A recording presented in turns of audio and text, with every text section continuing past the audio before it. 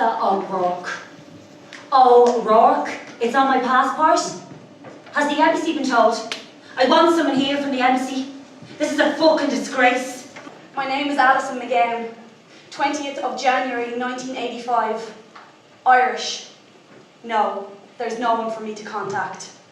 Yes, I understand.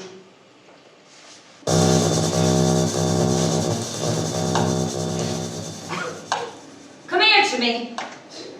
You'd hear my Auntie Maureen before you saw her. Then after you heard her, you'd smell her. A cloud of perfume, cigarette smoke and hairspray hung around her. Then you'd see her. Bleached yellow hair, roots showing, leathery tan, bright pink lipstick. The state of her. You did her proud, you know. Ah, sure, of course, I said. But what I wanted to say was, of course I did her proud. I was her only child. What was I supposed to do? Throw her out in the fucking street, set fire to her and send her off down the Liffey? Fuck off. You spoke very well at the mass. Yeah, I said. But what I wanted to say was, shut up. Pity there were so few there. Yeah, well, I said. But what I wanted to say was, few. Yeah, I call it a few. You, me, Eileen and the landlord hovering like a vulture is definitely few. Very few. So few that the least you could have done was to sit in the front row with me. Why did you sit in the row behind me? Shut up and get out. It was a real blessing she went so quietly in the end. In her sleep. Yeah, it was peaceful, I said. But what I wanted to say was, it wasn't peaceful, Maureen. She didn't die in her sleep. In her sleep? In her sleep? She didn't die in her sleep. She had been crying all day. Tablets not even touching it. Not enough morphine in the world. And when I went to turn her on her side, because that helps sometimes, and the huge hemorrhage blood clots like bloated eels sitting on the sheets behind her, and the pain of me lifting her made her scream so loud that I was afraid to put her down, for fear of what it would do. So I just held her. And she looked at me. Not my mum. Just a skeleton consumed with fear and agony, and her last breath like a nail scraping a blackboard. It wasn't fucking peaceful. It wasn't in her sleep. In her sleep. In her sleep. It wasn't in her sleep. There's no way I'm telling you that though. She'd rather have died than have you know that. Fuck you. Fuck off. Ah, yeah. She would like to have died here. In a little flat. At home. Always such a home board. Yeah, I said. And that's what I wanted to say too. Yeah. Do you think you'll be able to afford to keep this place now or what? Ah, Jesus, fuck off!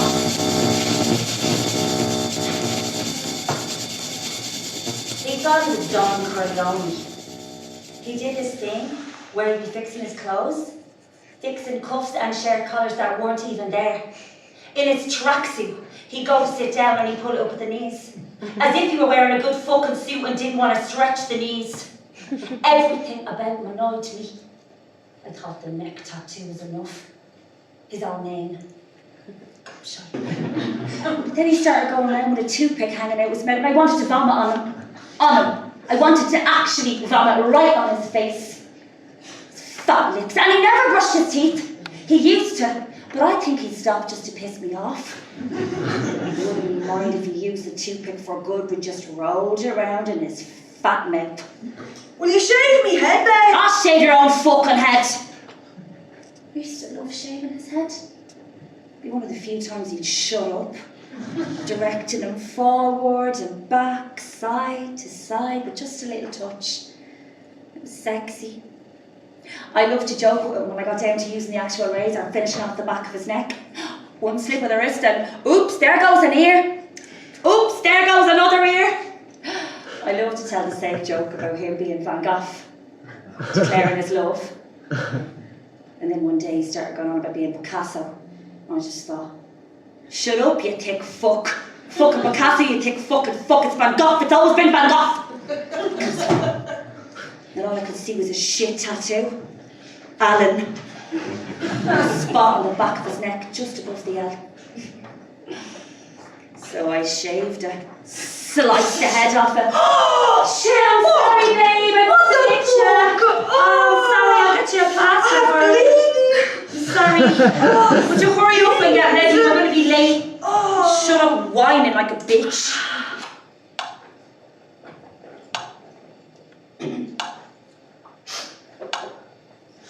Sorry, I'll just go and get... You're grand, don't be fussing. Just bring another bottle in. Do you know, you're the image of your dad. The image of him, around the nose and the forehead. And you walk like him. That stoop. And I walked out the door, past the whiskey, past the kitchen, down the hall and out the door of that flat. Hey girl, come on in. Joey lived in the basement flat. How are you holding up? I was gonna go up. No, look you're alright. And I meant it. Joey's agoraphobic or something. Gets everything delivered, including weed and whatever else, and all his customers come to him. He's had his hair in the same rocker ponytail for as long as I've known him. It looks like he's been wearing the same Megadeth t-shirt for years as well. Here's the diner. I'm through this. Get you can? Stella, dude. Shake, let's go, hang on. I used to go down to Joey's flat a lot, especially when my mum was really bad. I didn't want to be going out and leaving her. But when she was asleep, we used to just come downstairs and sit. Friday nights was the best. Everyone coming in and getting their bits and pieces for the weekend, all dressed up and on high dough. All chats about what DJs they were going to go see or bands. They'd mainly be in good moods, easy company. We all knew the drill. The girls were easy to talk to, just ask them where they got their shoes or their handbag or their haircut. A couple of spliffs, a few beers, maybe a few lines. I wouldn't normally partake in that. And off they'd pop.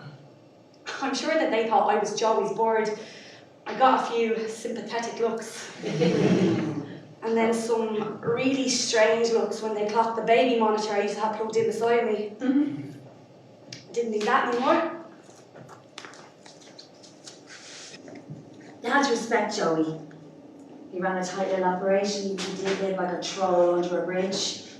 He never flashed his wares, always brought customers down to another room or wherever, and wasn't a dick with his weights. Unlike Alan, who practically juggled 9 bars in front of you, showing off. He does this thing where he counts money in front of you as well that you just paid him. Checking it. Rude.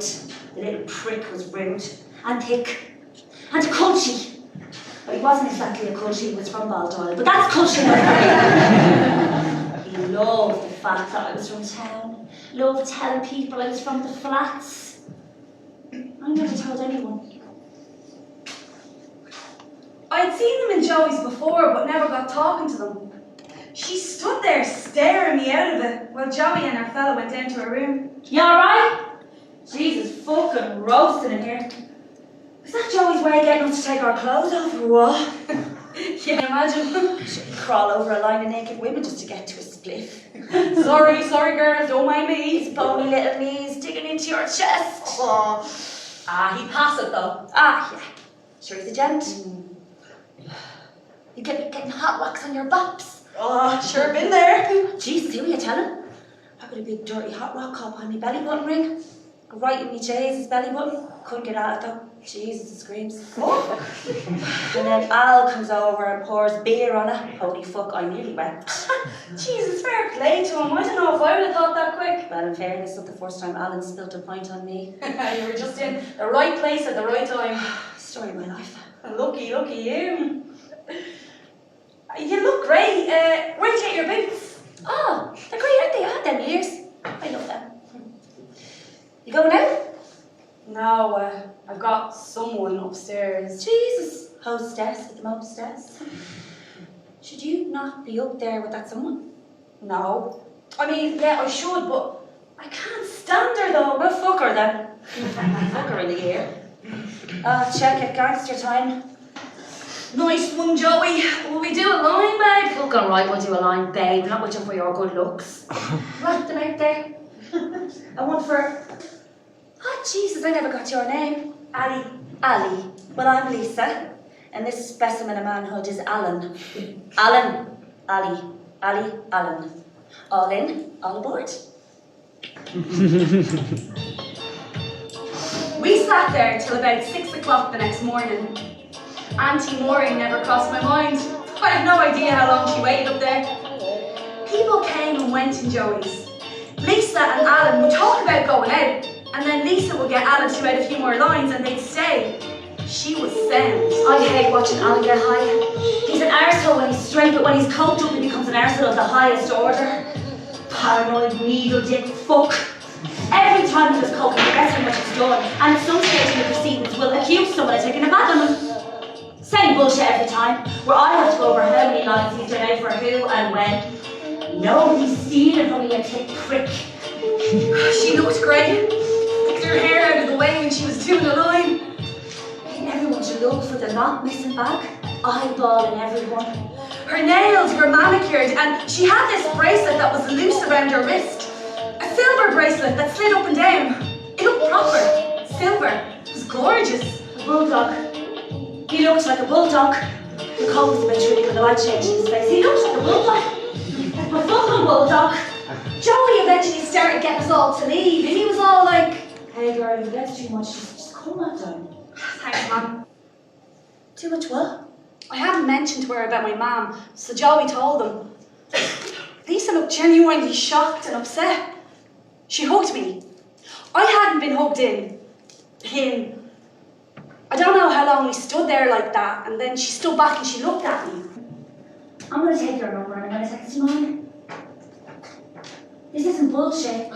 I don't do let's move to a beat together morning after loving bullshit. And she took my number and texted me hers, and they left. And I went back upstairs. All the time I was downstairs, I hadn't thought about my mum.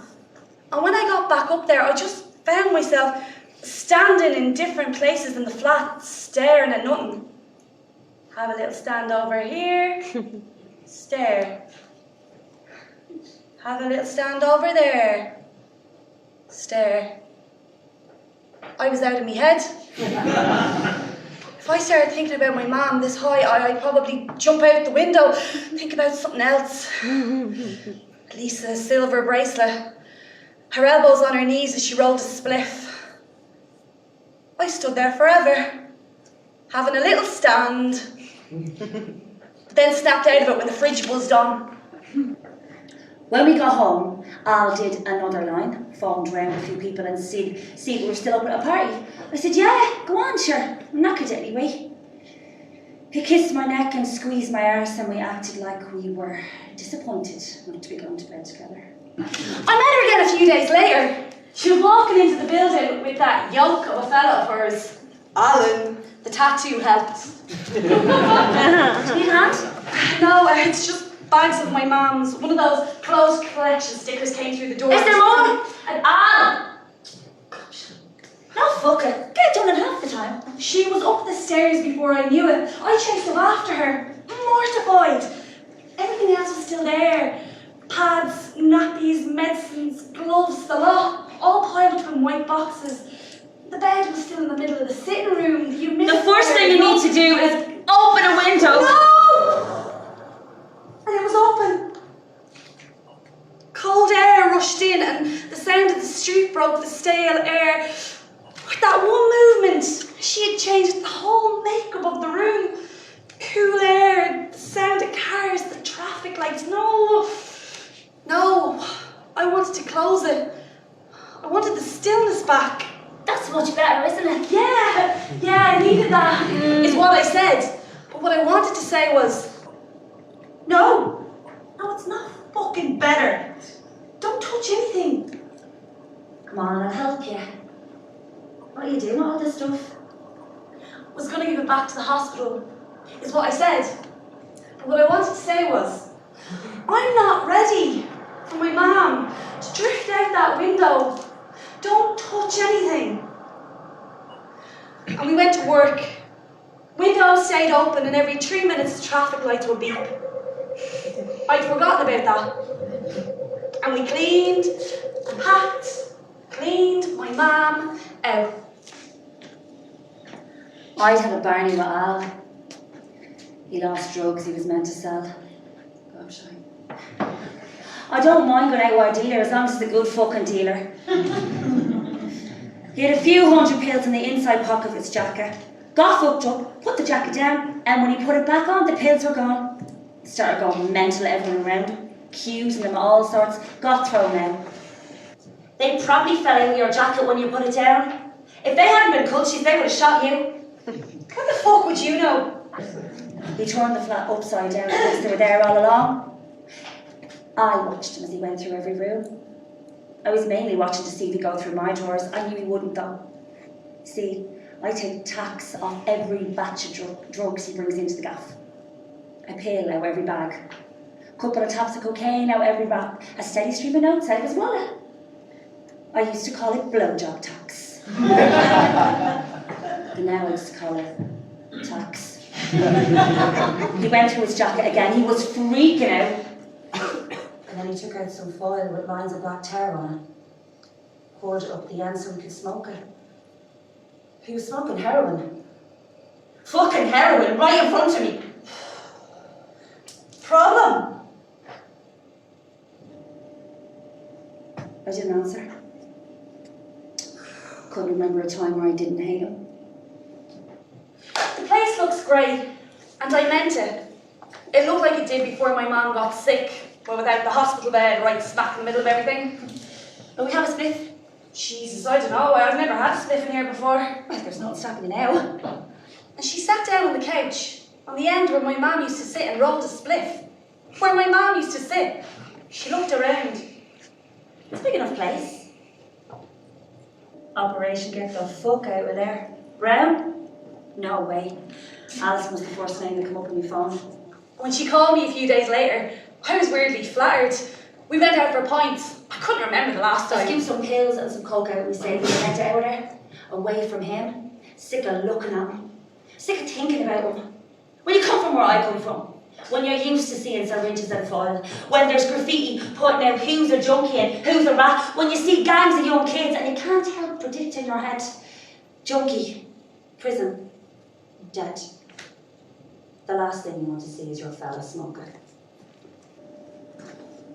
She looks great. Hey, you're right. Sorry, I've nothing. I should have gone to Penny's. Shut up, you look gorgeous. She told me she was breaking up with Al. Couldn't stand him. He let me down. Prick. Years ago. Fucking prick. How did he let you down again? Don't mind asking. Of course I know. I'd only been seeing him a year. I was 18. I got pregnant. Oh. No, I was delighted. Oh, okay, cool. He wasn't into it. And neither were we elsewhere. Yeah. But I wanted it though. I wanted a baby. It was going to be a boy. I was going to call him Fionn. That's a great name. But there wasn't a hope. And I didn't want to be my own. And do you know what those three folks did? Me ma, da and Al. Yeah. Nobody knows what did they do? Bought 2 tickets to Liverpool. Al said he weren't ready to wait. We were going to have kids, but not yet. No money. Just wait. I begged him. I didn't want to leave. He said he would. So we went. And you know what's fucked? I sat in the waiting room with that clinic and I couldn't stop crying. And nobody asked me if I was sure. Not one fucking nurse. No. Oh, I know.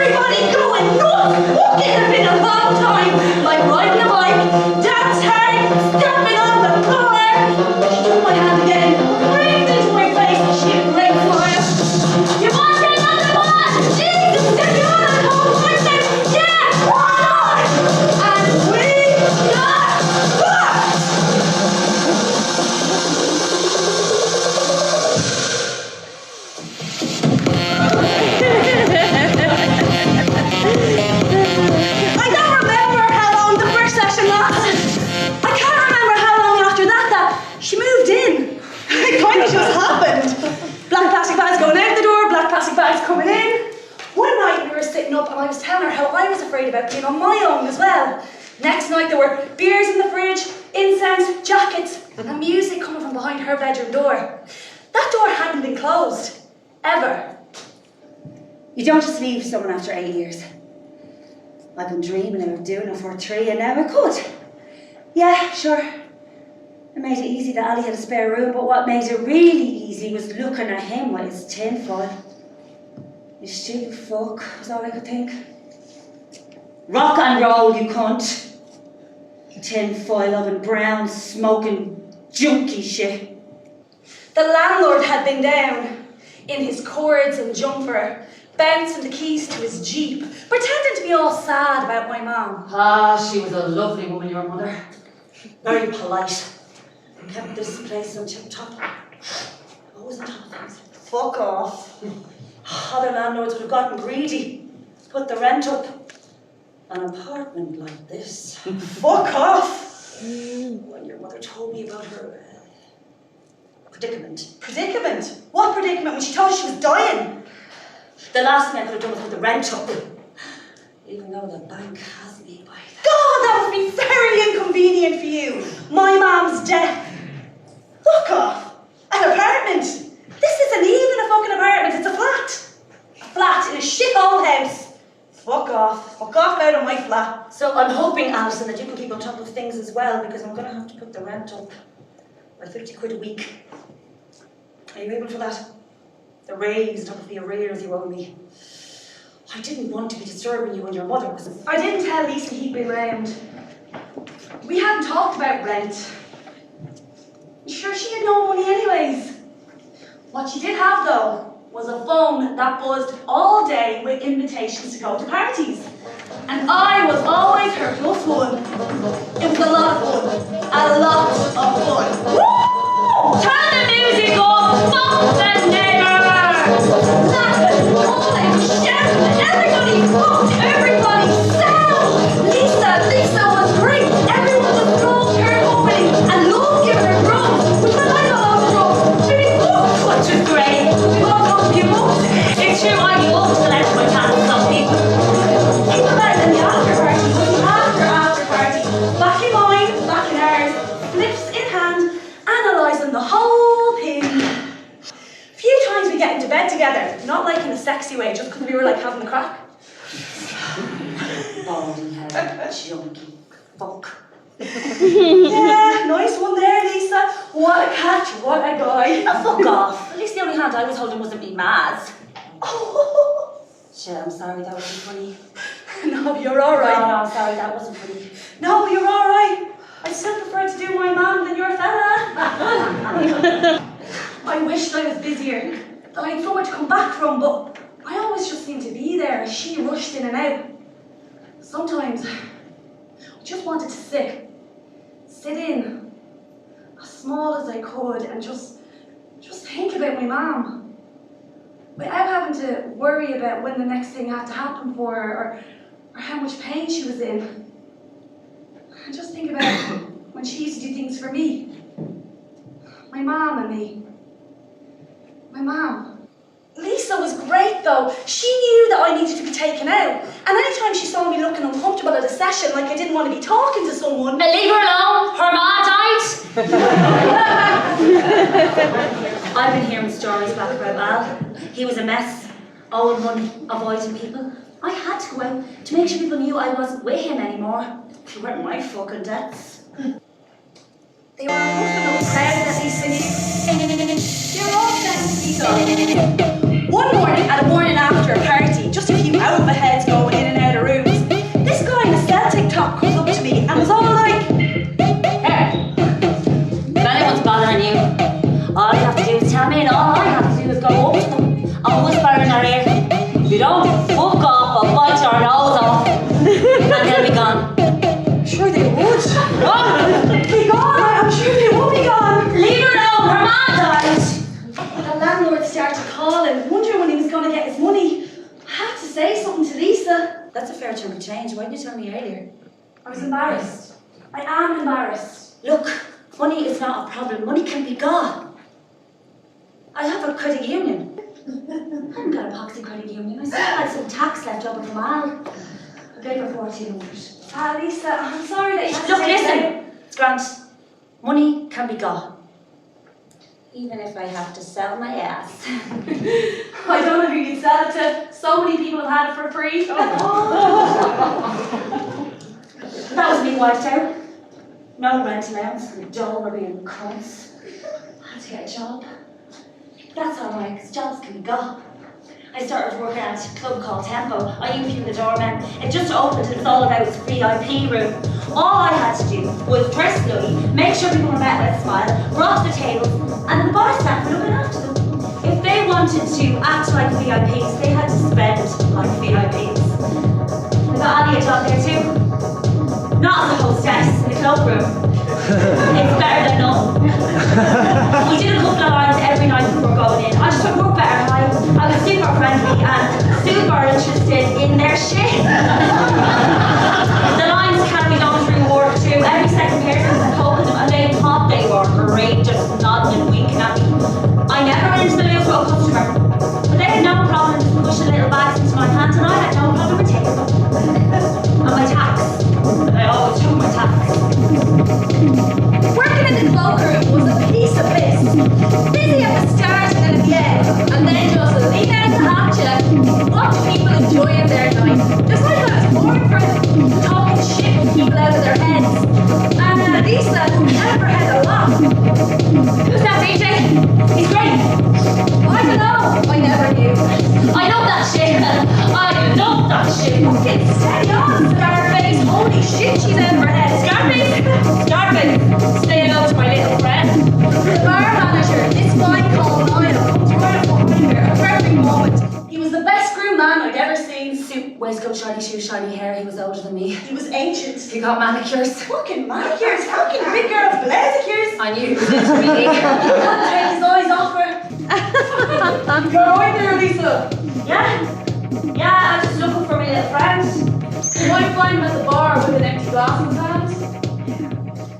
Lock-ins happen most Saturday nights. I love them. You didn't have to pretend that you were working anymore. You should probably try and keep your shoes on, though. You should probably show your gorgeous little mouth. And she kissed me. On the lips. Alright! Let's get on this shit home! Back to ours! Who's with me? Back to ours? Where was she talking about? Back to my flat? Back to my place? No. Come on! We're not going back to Jerry's because his wife's a cunt. And Tony, you just play shit techno. And we're not going back to Alden's. Not until she cleans out that fucking cat litter. Dirty bitch. And I'm not getting a taxi to Lucan. No, Brooker, come on, back to ours. There must have been about 20 people in the flat. I cleared stuff out of the way as quickly as I could. I had to relax. It was still drugs. In my man's home. In my man's little home. Oh, fuck it. People all laughing and jostling and shouting at each other. Eyes half closed. Drinky, drinky, drinky. Smoky, smoky, smoky. Little line here.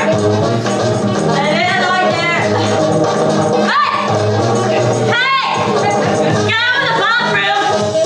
People need to go! Do your drugs out here, you amateurs! You're right, Lisa. Who's Niall, the bar manager, the boss? Niall, you uptight cunt. You alright? Got 2 bottles of bubbly. Check you out enjoying yourself. Ali!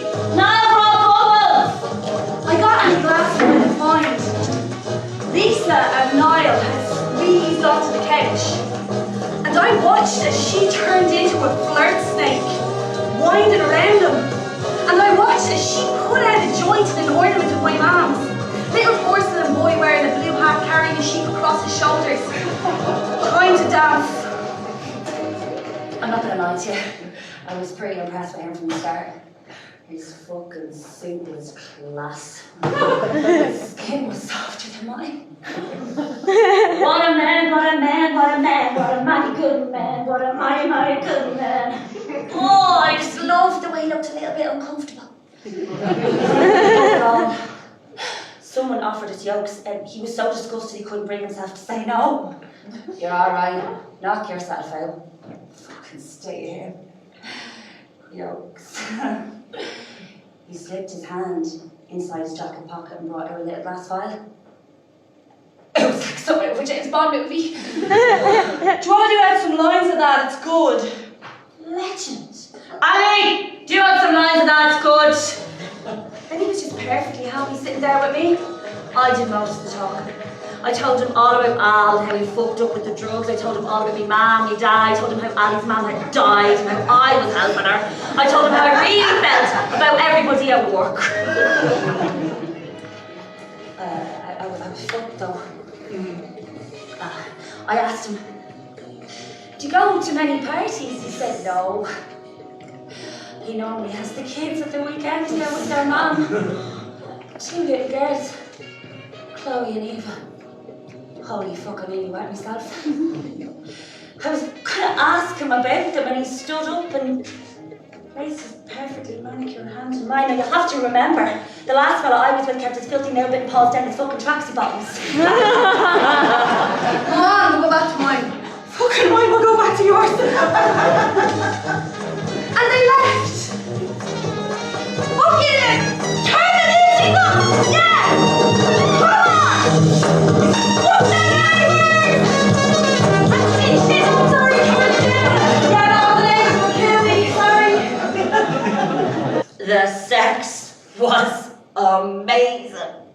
There's only one thing more boring than someone telling me about the dream they had the night before. That's someone telling me about the sex they had. Seriously, like proper amazing. No way! Shut up. What that man can do with his cock is something else. I think he must have a bend in it or something, do you know what I mean? Bent for her pleasure! Never mind. Fuck up. His Jesus tongue. Please.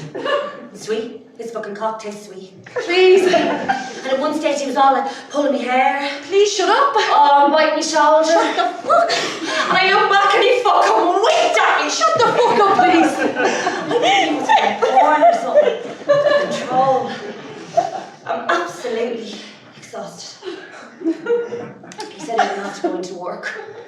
Will you give him back his coat when you see him? Oh, I'll have to clean this place up tomorrow. And that was just the start of it. She was never home after that. See you later, chicken. I'd come home and I'd sit on my own. Now. And I think, isn't this great? I have the place back to myself. And I think about my mum. But all I could think about was her and what she was doing with him. I loved being in his little house. It was real growing up. It was a little front garden, gravel under my heels on the path, a house alarm. Opposite the flats, the exact opposite the flats. No syringes here. The house was new. He wanted a garden for the girls. Framed photos of the girls everywhere. Oh, gorgeous. One dark and one blonde, and the absolute stamp of him. The little bright faces and shiny wet eyes. Laughing. And why would they with a guy like him? The wife was in some of the photos too. I didn't like looking at her. She looked sound. Laughing along with the girls. And why wouldn't you? Why did you two split up? He didn't answer. Photos of them on holidays. The sun was shining, the sea looked gorgeous. He looked happy. Why wouldn't he look happy? Every time the phone rang, I jumped at it, hoping it was her and that I'd sound all busy and cheery. It was never her. It was always the landlord. I didn't answer to the landlord. We were landlords, the two of us. Only we went out after work. There was the hotel bar and the Indian estate serving us to all hours. I loved it, being on his arm, going home, fucking like porn stars and then staying in bed all day. I'd go down to the shops in the morning. I loved his little estate, it was real quiet. I never see where little owl fellas talking to the little dogs or pairs of owl women, like speed walking in their spotless trainers. The first time I cooked breakfast for him. I don't normally like it fried, it's better to grill sausages. Grilled? I thought, bollocks. I normally just have some toast or some fruit. I wanted to laugh, but I thought better of it. This is how it's done. Do you want to go for a walk or something? It's a beautiful day. He didn't answer. I go down to Joey to save my sanity. Least not much in. I thought you two were joined at the hip. You fell already? Jeez, she doesn't hang around now. Onwards and upwards with our Lisa, eh? I didn't like him saying that. If I did fuck all in work before, I did fuck all now. When the others were cleaning up, I'd go down to him in his office, he'd be cashing up. It was the only private room in the place and it had a lock on the inside of the door. It made sense that he'd lock it when he was doing the takings. Tell you, he was doing more than the takings. Do you know what I mean? Doing more than... Yeah, I know what you mean. She only ever came home to grab clean underwear. Jeez, what the fuck's wrong with you? You don't think it's a swallow to wasp? There's nothing wrong with me. Go on back to his gorgeous house and his crooked cock and shag his manicured brains out. You want to check yourself? You're starting to sound like a jealous bitch. Alarm bells went off in my head. Jealous? She mustn't think I'm jealous. Calm the fuck down. It's just the rent issue and I didn't want to ask you because you're never here. The rent! You're freaking out over the poxy rent. I told you, money is not a problem. Money can be gone. And she gave me the guts of 400 quid. That along with the 280 I had from work and the 1400 from before, well, that was down to 900 now. I kept meaning to lodge it into the I got fucked up at work that night. There was a big London crowd in and I thought they were real. I knew it was not them. The coat was pretty fucking strong though. I could feel the bar staff looking at me. Look at me, I didn't care. Just stomping around. I knocked a drink over something. I fucked off. Should have sitting anyways. Niall was over in a flash. He whisked her out the door. I didn't like the way he was holding her. It looked like it hurt.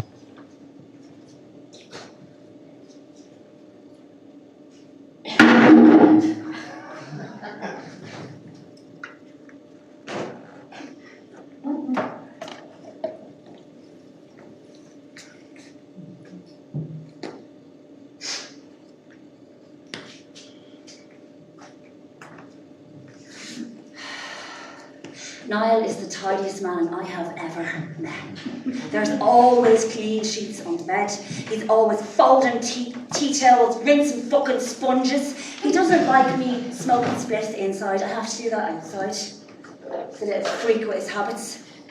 I stood at the back door. You're like a little hen. A what?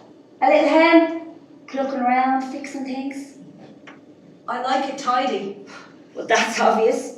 You're worse than a woman. Fucking OCD or something, relax. It's your gap. Let it get into whatever state. Here.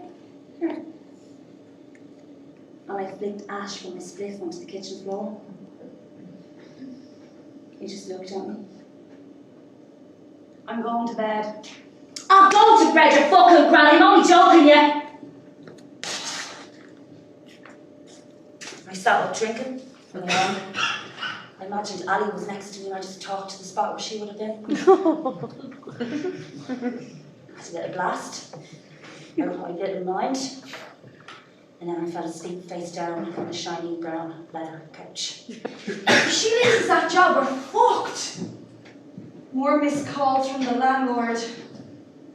I did outlist the numbers. No matter what, it didn't add up. We were so far behind. I smoked a joint.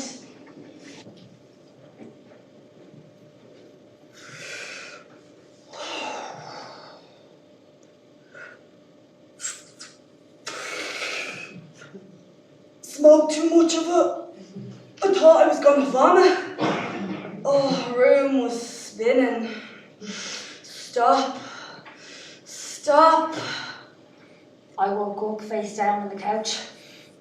He hadn't come down to fix me. No blankets. I was fucking freezing. I rolled a spliff.